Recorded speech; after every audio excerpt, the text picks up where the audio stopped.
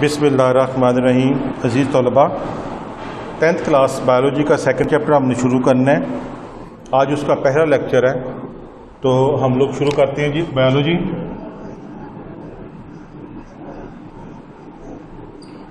Tenth class की है, chapter number 2, lecture number 1। आज ये हमारा टॉपिक है जी होमोस्टेसिस।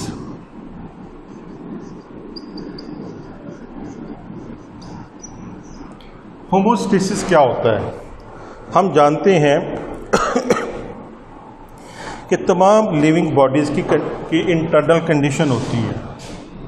हम जब भी देखें तो लिविंग बॉडी, जब भी बात करेंगे लिविंग बॉडी की, अब जब हम लिविंग बॉडी की बात करते हैं तो इसकी इंटरनल कंडीशन भी होती है, इसकी डेफिनेटली इंटरनल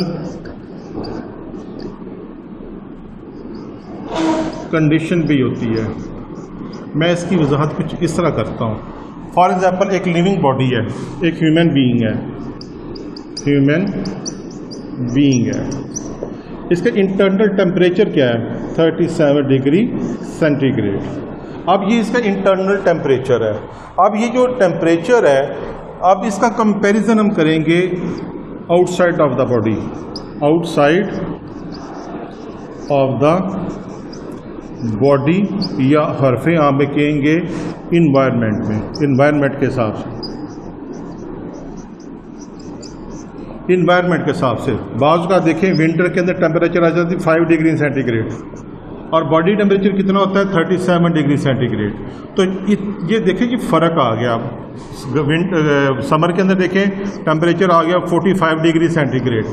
अब ये समर में टेम्परेचर है। विंटर में चाहे विंटर हो चाहे समर हो, बॉडी टेम्परेचर 37 से ऊपर नहीं जाना चाहिए। ये विंटर में है, ये समर में है।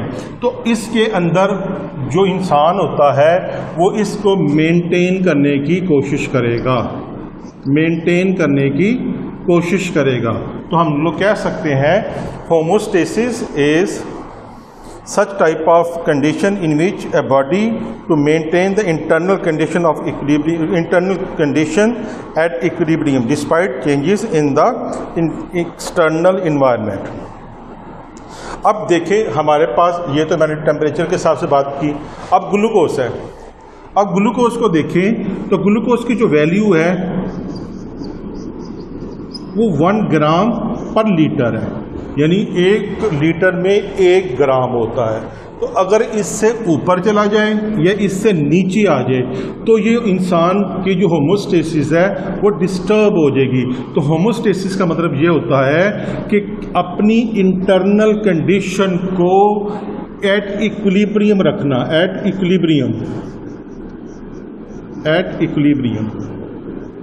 यानी कहने का मकसद है कि अगर हमने पानी अगर ज़्यादा पिया है तो पानी, हमारी बॉडी में जब पानी की मिकदार ज़्यादा आ जाएगी तो किडनी क्या करेगा? किडनी उस एक्सेस वाटर को क्या करेगा जी? रिमूव कर देगा, और किडनी ज़्यादा काम करेगा। और अगर हम पानी कम पीते हैं तो पानी में से अब डेफिनेटली जो यूरिन बनता है उस यूरिन को कम से कम बनाएगा, ताकि बॉडी में, बॉडी के अंदर जो वाटर की कंडीशन है वो इक्विलिब्रियम रहे। अब ये होमोस्टेसिस 3 तरह की है। अगर हम देखें तो ये 3 तरह की आती है। पहला आता है ऑस्मो रेगुलेशन, ऑस्मो रेगुलेशन। दूसरा आता है थर्मो रेगुलेशन,